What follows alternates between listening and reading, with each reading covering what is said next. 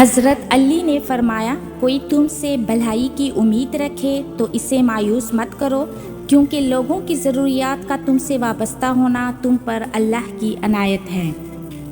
رشتوں کو بچانے کے لیے خود ایک قدم پیچھے ہٹ جانا بزدلی نہیں، انسانیت ہے۔ کچھ دروازے اللہ ہماری حفاظت کے لیے بند کرتا ہے۔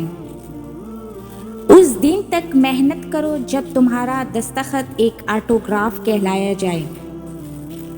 مت کرو اپنا موازنہ اس دنیا میں کسی سے، اگر آپ کرتے ہیں تو آپ اپنی بے عزتی کر رہے ہیں۔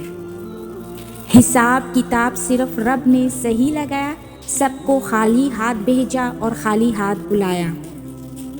بہن بھائیوں کا حق کھا کر کتے بلی اور پرندوں کو کھانا ڈالنے سے معافی نہیں ملتی۔ ایک دوسرے کے رزق پر نظر مت رکھو، کیونکہ اللہ تعالیٰ سے بہتر کوئی تقسیم نہیں کر سکتا۔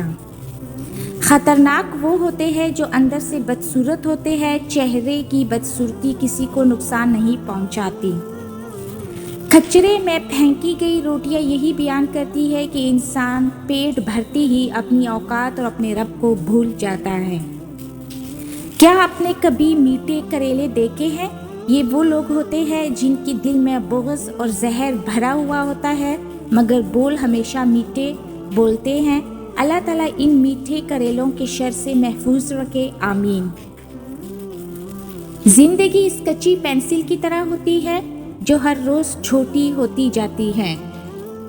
اندھے کو جب نظر آنے لگ جائے تو سب سے پہلے وہ اس چھڑی کو پھینکتا ہے جو اس کا سہارا بنی۔ ضروری نہیں کچھ غلط کرنے سے دکھ ملے غالب، حد سے زیادہ اچھا ہونے کی بھی قیمت چکانی پڑتی ہے۔